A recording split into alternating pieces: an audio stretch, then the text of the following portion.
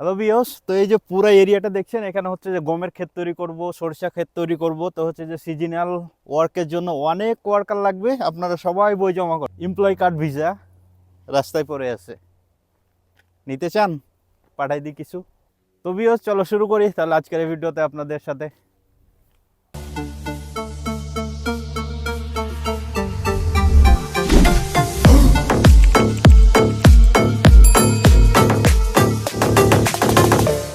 বিয়স, কেমন আছেন সবাই? আশা করি সবাই ভালো আছেন। তো আজকে আমাদের ডিউটি ছিল না, ছুটির দিন। তো শনিবার রবিবার যেহেতু আমাদের চেক রিপাবলিকে বন্ধ থাকে, সেক্ষেত্রে আমাদের গ্রামের পাশে ন্যাটোভুক্ত একটি মিলিটারি বেস আছে। তো এর আশেপাশের রেসিডেন্সি এলাকাগুলো অনেক সুন্দর। তো বিকালবেলা যেহেতু আবহাওয়া ওয়েদার ভালো, এখন ঠান্ডা কম, সেজন্য সবাই এখন হাঁটা দৌড়াদৌড়ি তারপরে ঘোরাঘুরি করে। এরকম প্রাকৃতিক এবং গ্রাম্য পরিবেশে চলাফেরা করলে, ঘোরাঘুরি করলে মন, মানসিকতা, বডি সব কিছুই ভালো থাকে। সবসময় কাজের ভিতরে এবং টাকার চিন্তায় দৌড়ালে আর কি শরীর সুস্থ রাখাটাও আর কি আপনার প্যারা হয়ে যায়। তো যাই হোক, আপনাদের যেটা মূল কথা বলবো, অনেক মানুষে, অনেক ভাই ব্রাদার এবং আমার সাবস্ক্রাইবার যারা করেছেন তাদের উদ্দেশ্যে কিছু বলবো আর কি। অনেকেই কমেন্ট করছেন, অনেকেই পার্সোনালভাবে SMS করছেন মেসেঞ্জারে, ফেসবুকে ঢুকে। কেউ বলছেন অনেক দিন ওয়ার্ক পারমিট পেয়ে গেছি, অনেকেও শিডিউল পাচ্ছেন না, অনেকে অ্যাপ্লাই করছেন, অনেকেই লোক খুঁজে পাচ্ছেন না, এরকম আর কি। তো যেটা বিষয় হচ্ছে, ফার্স্ট একটা কথা বলবো, সেটা ফার্স্ট কথাটা হচ্ছে চেক রিপাবলিকের রাস্তায় ওয়ার্ক পারমিট বের হয় না, আর কোনো কোম্পানি ভিসা দেয় না। তাহলে দুইটা কথা আপনাদের ন্যূনতম যদি জ্ঞান থাকে তাহলে সেটা আপনাদের জেনে বুঝে নিতে হবে। এবং আপনারা যে দেশে আছেন বর্তমানে, ধরেন আপনি দুবাই আছেন বা সৌদিতে আছেন বা মালয়েশিয়ায় আছেন, যেখানেই থাকেন না কেন, প্রথমত আপনারা সার্চ করবেন সেই দেশে চেক রিপাবলিক এম্বাসি আছে কিনা বা গ্লোবাল ভিএফএক্স আছে কিনা।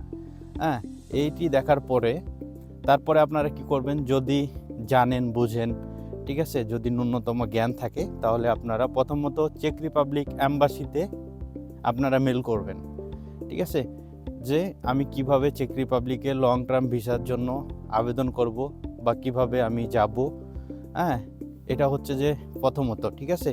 সেখানে যদি আপনারা মেল করেন বা SMS করেন, তাহলে আপনাদের সেই চেক এম্বাসি আপনাদেরকে সুন্দরভাবে গাইডলাইন দিয়ে দেবে যে হচ্ছে যে আপনাদের কি কি ডকুমেন্টস লাগবে, আপনাদের কি কি কাগজপাতি করতে হবে, তারা সম্পূর্ণ আপনাদের বুঝাই দেবে।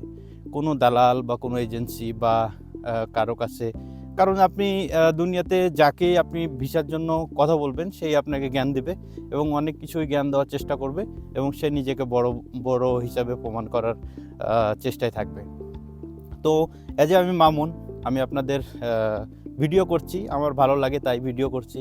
এবং অনেকেই থাকে বিদেশে এবং তারা বিভিন্ন দেশ নিয়ে, বিভিন্ন বিষয় নিয়ে আলোচনা করে। তো আমিও ব্যতিক্রমী কিছু না, আমার এন্টারটেইন হিসেবে আমি ভিডিও করি এবং আপনাদের সহযোগিতায় ভিডিও করলে দেখা যায় আমার ফ্রেন্ড ফলোয়ার বাড়তেছে বা একটা সময় আর্নিংও হবে, এরকমই একটা কিছু। যখন ভালো লাগবে না তখন করব না। তো যাই হোক, এখন বিষয়টা হচ্ছে যে আপনারা যেখান থেকে ওয়ার্ক পারমিট পান না কেন, সেই ওয়ার্ক পারমিট প্রথমত আপনারা এম্বাসিকে মেল করতে পারেন বা সেই কোম্পানিকে মেল করতে পারেন যে আসলে আপনাদের ওয়ার্ক পারমিটগুলো জেনুইন কিনা বা সেই কোম্পানি আপনাদেরকে অফার করেছে কিনা। দ্বিতীয়ত, টাকা দেওয়ার, যখন আপনারা যেহেতু ইউরোপের কাজ করতে হলে আপনাদের ন্যূনতম প্রথমত পেমেন্ট দিতে হয় এবং দিতেই হবে, কেউ করবে না, এরকম কোনো কেউ নেই যে টাকা ছাড়া কেউ কাজ করবে। তো সেক্ষেত্রে সেরকম ট্রাস্টেড আপনাদের লোক খুঁজে নিতে হবে। তারপরে হচ্ছে যে যখন চেক রিপাবলিকের জন্য আবেদন করবেন, যে লোক আপনাদের হিসাবে করবে অবশ্যই অরিজিনাল ডকুমেন্টস এবং হচ্ছে যে অরিজিনাল আপনাদের ভ্যাকেন্সি নাম্বার এবং পুলিশ ক্লিয়ারেন্স, সুপার লিগেলেশন সব কিছু কমপ্লিট করার পরে আপনারা অ্যাম্বাসি ফেস করবেন। অ্যাম্বাসি, চেক রিপাবলিকের অ্যাম্বাসিতে সেরকম কোনো রকম হ্যারাসমেন্ট নেই অন্যান্য অ্যাম্বাসিদের মতো, কারণ চেক রিপাবলিকের লং টার্ম ভিসাটা এত সূক্ষ্মভাবে হয় যেটা আপনারা কল্পনাও করতে পারবেন না। যারা অ্যাম্বাসি ফেস করেছে তারা বলতে পারবে যেমন আমিও করেছি।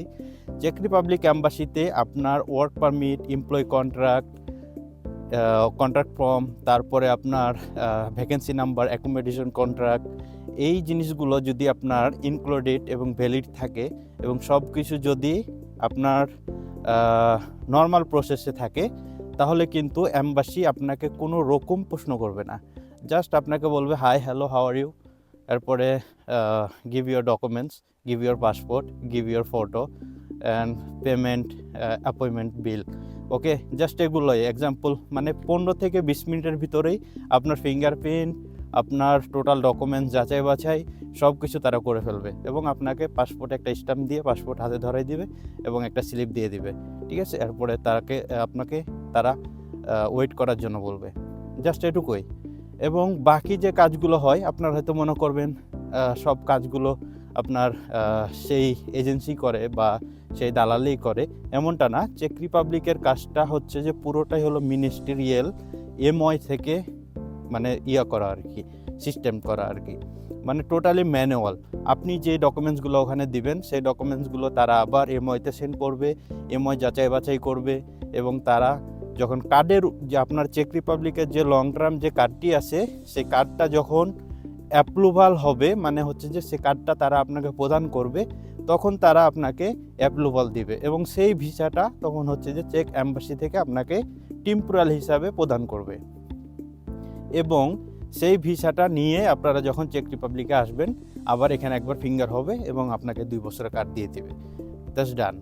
সেরকম কোনো কঠিন কিছু না, খুবই ইজি প্রসেস। এবং আপনারা চেকের জন্য আমি মনে করি অন্যান্য ইউরোপের দেশে লাখ লাখ টাকা খরচ করার চাইতে চেক রিপাবলিকের জন্য আপনারা মিনিমাম একবার ট্রাই করবেন। যদি ভালো কোনো প্রসেস থাকে, ভালো কোনো লোক থাকে বা কারোর মাধ্যমে যদি আপনাদের লিঙ্ক আপ থাকে চেকে অবস্থান করছে, হ্যাঁ, তো এগুলো হচ্ছে যে আপনার এজেন্সিরা বা অন্যান্য বিভিন্ন লোকের মাধ্যমে আপনারা করছেন এমনটা বিষয় না। বিষয়টা হলো যে চেক রিপাবলিকের কোনো ভালো এজেন্সি যদি আপনারা পান, সেক্ষেত্রে ডকুমেন্টসগুলো ইনক্লুডেড হওয়ার থাকার সম্ভাবনা বেশি থাকে। তো আশা করি সবাই বুঝতে পারেছেন। আমি অত ভালোভাবে ক্লিয়ারভাবে বোঝাতে পারি নাই। আবারও নেক্সট কোনো ভিডিওতে আপনাদের ভালোভাবে বোঝানোর চেষ্টা করব এবং ইনশাল্লাহ যেহেতু ইউটিউব একটু একটু করি, সেক্ষেত্রে অবশ্যই ভিডিও দেওয়া শুরু করব, আপনারা জানতে পারবেন। তো ভালো থাকবেন, সুস্থ থাকবেন, আবারও নতুন ভিডিওতে দেখা হবে। তো আল্লাহ হাফিজ।